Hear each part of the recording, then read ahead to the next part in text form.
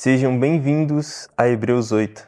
Bom, meu nome é Samuel Couto e essa é a primeira mensagem da jornada O Momento da Decisão. E o título da mensagem de hoje é Sabemos, mas não vivemos. No Evangelho de Jesus, escrito por João, no capítulo 14 e no versículo 6, diz assim: Jesus respondeu: Eu sou o caminho, a verdade e a vida. Ninguém vem ao Pai a não ser por mim. Sabe, eu tenho o costume de pensar e dizer que quando nós começamos a ler os evangelhos, seja escrito por Mateus, por Marcos, por Lucas ou por João, nós rapidamente nos deparamos com o que Jesus pode fazer. Mas depois de um tempo, quando nós vamos lendo e conhecendo mais, nós vamos percebendo que não é sobre o que Jesus pode fazer, e sim sobre Ele nos revelar quem Ele é.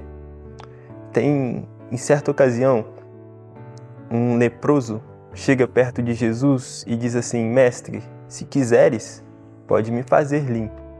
E Jesus simplesmente responde para ele: Quero. E a palavra vai dizer que aquele homem imediatamente é curado. Sabe, a lepra era a pior doença daquela época, mas a lepra se deparou não com alguém que apenas tinha cura, se deparou com a própria cura, e aquele homem é curado.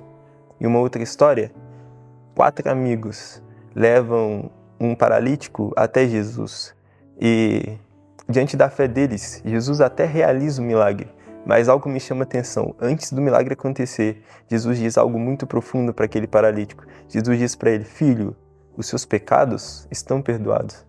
Sabe, em várias outras histórias até aquele momento, Jesus já tinha nos mostrado e mostrado para aquele povo que Ele era a cura que aquele povo precisava, é a cura que nós precisamos.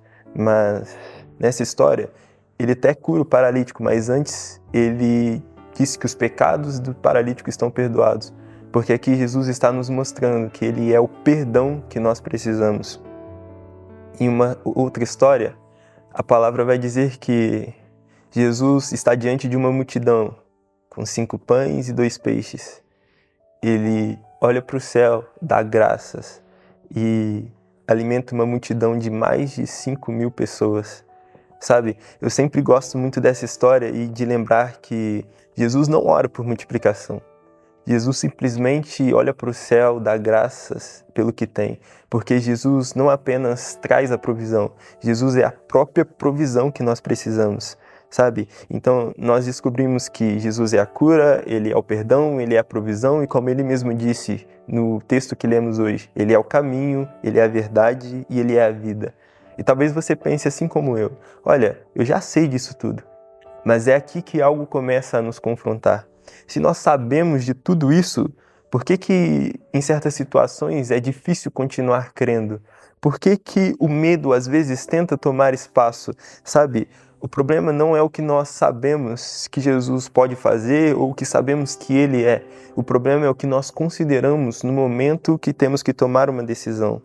Sabe, durante esses dias, durante as mensagens dessa jornada, eu quero te convidar a viver uma história comigo, uma história onde o próprio Cristo faz um convite ao homem, um convite que Ele faz a nós também: não temer, mas continuar crendo.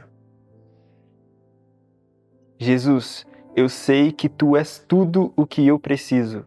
A Tua presença traz paz, cura, vida e toda a provisão que eu necessito. Perdão se em alguns momentos difíceis eu ajo como se tivesse me esquecido disso. Perdão quando eu deixo o medo falar mais alto do que aquilo que eu sei e já provei sobre Ti. Espírito Santo, me lembre sempre de quem Jesus é. Me lembre das vezes em que Ele já se revelou a mim, na palavra e na minha vida. E me ensina, a cada dia, a não apenas saber, mas a viver essa verdade. Me ajude a entender o que o Senhor quer me ensinar através dessa história. Amém.